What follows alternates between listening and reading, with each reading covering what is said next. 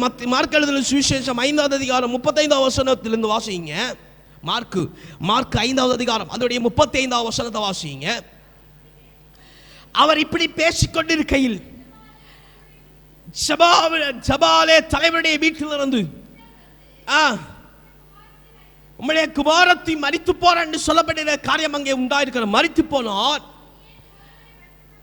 இனி ஏன் போதகரை இது ஏன் இயேசுவை வருத்தப்படுத்த வேண்டும் என்று சொல்லி நீங்கள் அவலமான சிந்தனை உங்களுக்கு உண்டாயிருக்கலாம். ஒருவேளை கட்டு சூழ்ந்துச்சு, இனி எதுக்கு ஜோமன், எதுக்கு இயேசுவை கஷ்டப்படுத்து, நம்முடைய வாழ்க்கை இனி இப்படி எப்படியா போட்டு அப்படின்னு சொல்லி நினைக்கலாம். அல்லேலூயா அல்லேலூயா.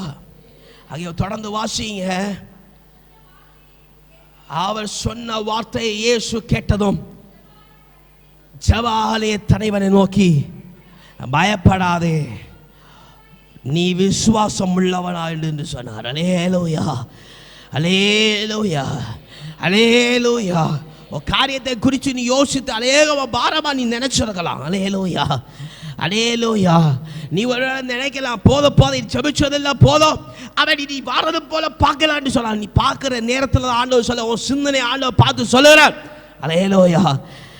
நீ அப்படி நினைக்காத, திடன்கால், நீ விசுவாசம் உள்ளவனாயிரு. அல்லேலூயா.